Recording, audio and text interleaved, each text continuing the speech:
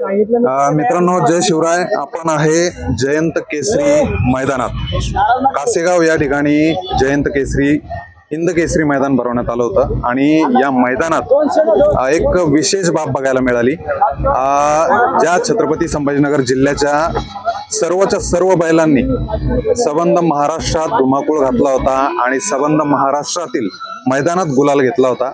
मात्र या मैदानात आज कुठेतरी दिसून आलं की संभाजीनगर जिल्ह्यातील सगळेच बैल हे माघारी आले आणि केवळ एका बैलाने शान राखली आणि तो बैल आपल्या समोर आहे ज्यांनी आज प्रथम क्रमांकाचा मान पटकावला. काय सांगाल नाना?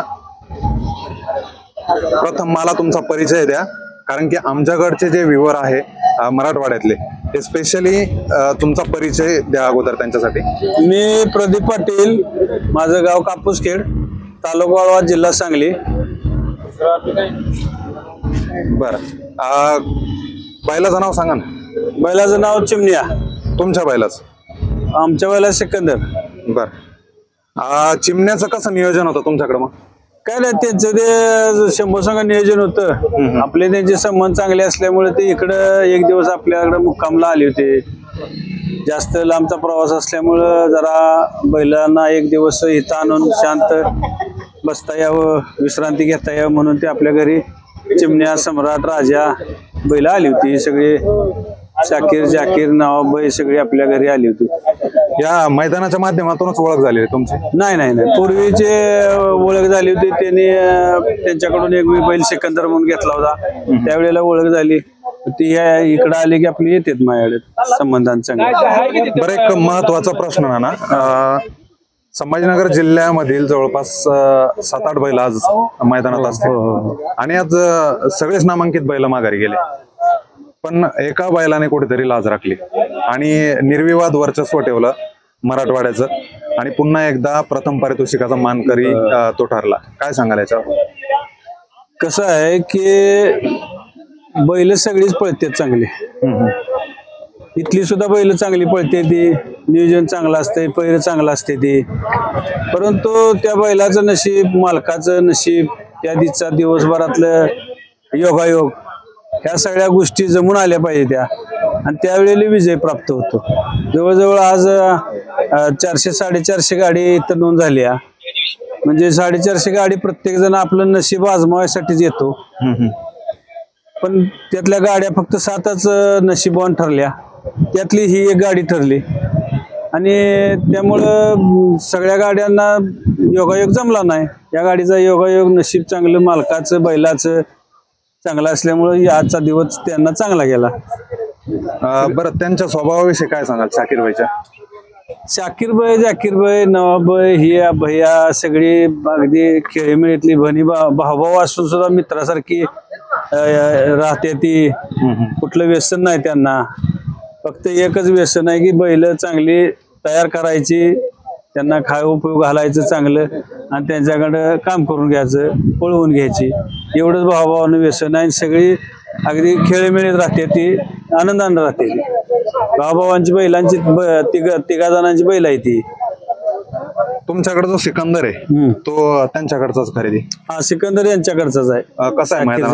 नाही, ह्या तो कसा आहे ते तिने सांगतील, मी सांगणार. याच लेवलचा बैल आमचा.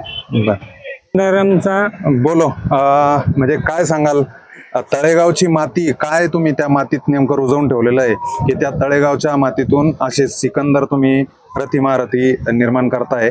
कारण की प्रत्येक नाव हे मैदानावर गाजतंय. राजा असेल, सम्राट असेल, त्या ठिकाणचा देवा असेल, आता चिमण्या मैदानात आला, कित्येक नाव आहे आणि त्या मातीत घडणारा माणूस तर नावाजलाच जातो, मात्र बैल देखील नावाजले जात आहे. काय सांगाल?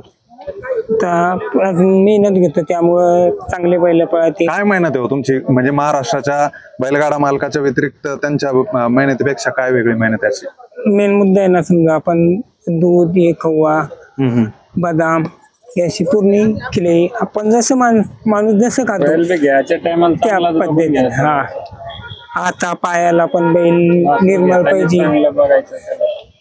राजा आणि सम्राटचं काय झालं आज? कारण की गेल्या लगातार तो महिना 2 महिन्यापासून मैदान मारतोय आणि मोठमोठ्याले मैदान केले, हिंद केसरी झाले. आज थोड्यामुळं काहीतरी जसं निकाल गेला आणि सम्राट थोडा आजारी होता आमचा, त्यामुळं गाडी पाहायला नाही राहिली. सम्राट आजारी असून तुम्ही पळवला? आम्हाला थोडस पायात नॉर्मल सूज वाटली, मग त्या हिशोबाने सकाळीच कळालं ते पहिला पायात सूज आहे. पण मग आली तो इथं मग पळाली गाडी.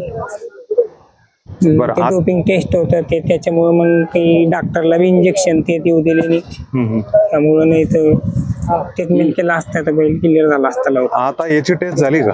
संघटनेने आज सांगितलं होतं की या मैदानात टेस्ट होणार. हो, या मैदानात टेस्ट झाली का टेस्ट मग? हो. बरं, काय वाटतं त्या निर्णयाबद्दल? कारण की अखिल भारतीय बैलगाडा संघटनेने तो खूप मोठा निर्णय घेतलेला आहे. याच्याने तुम्हाला काय मेसेज द्याल तुम्ही? चांगलं आहे, डोपिंग टेस्ट म्हणले ना तर अशा मोठ्या मैदानात व्हायला पाहिजे, चांगलं आहे. आपल्या संभाजीनगर जिल्ह्याचे सगळेच बैल माघारी गेले. एक दोन गाड्या फायनलला नाही, पण ते मैदानात हाच आहे ना, आणि पहिला नंबर याने घेतला. कारण 6 नंबरची एक गाडी राहिली का? 7 नंबरची लखनचं निर्विवाद वर्चस्व राहिलेलं आहे आजपर्यंत. आजचंच मैदान असेल की या भागात तो कुठेतरी मागं पडला. तर काय आनंद तुमचा? कारण की हिंद केसरी किताब मिळाला.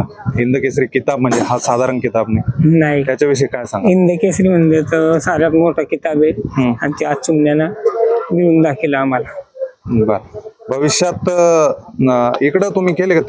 तीन फेऱ्याचं मैदान केलं अगोदर? हा, भरपूर केले. मग अगोदर काय होतं परिस्थिती? किंवा हिंद केसरी किताब नव्हता मिळाला. मैदान खेळले पण समजा हिंद केसरीचा किताब नाही मिळाला. आज मिळाला. एकदम मोठे मोठे मैदान घेतले. सम्राटनं 5 लाखाचं मैदान घेतलं, सम्राट राजाने. बर, चिमण्यानं आम्हाला मिळून दिलं हिंद केसरी किताब, ज्याची आम्ही वाट बघत होतो, मिळाला नाही. मला चिमण्याविषयी थोडं वैशिष्ट्य सांगा ना चिमण्याचं. चिमण्या म्हणजे असं एकदम साधा सिंपल बैल आहे. असं त्याला सांभाळायला तकलीफ नाही. बारीक पोरं सोरं सगळे त्याला धरणं, पाणी गिनी पाजणं, चारा बिरा दोन्ही खांदी का तो? दोन्ही खांदी. पब्लिक नाही कुणी बी टाका काय. आज कोणत्या फायनलला कोणत्या याला होता? आज डावा खांदाच पळाला. डाव्या खांद्याला होता. बर, धनादेश तुम्हाला मिळाला, पारितोषिक मिळालं. या इतक्या मोठ्या धनादेशाचं काय कराल आता? कारण की हे पहिलं पारितोषिक असेल इतकं मोठं. घरी काय आनंद? काही घरून फोन वगैरे? आनंद. आता गावातून सारखे फोन चालूच आहे. आपली बाईट गेले त्यामुळे फोनच नाही घेतले अजून. चालतं, धन्यवाद. आणि पुन्हा एकदा सम्राट, राजा आणि चिमण्या दिसू द्या. प्रेक्षकांना आतुरता आहे. जरी हा तिकडे मैदान गाजवत होता तर सम्राट आणि राजाचे फोटो घेण्यासाठी इथे लोक गर्दी करत होते. म्हणजे ते जरी बाजूला बसलेले होते तरी लोक त्यांच्याकडे गर्दी करत होते. याच्यावरून लक्षात घ्या की त्यांची प्रेक्षक आतुरतेने वाट बघताय. पुढचं नियोजन चांगलं करा. धन्यवाद.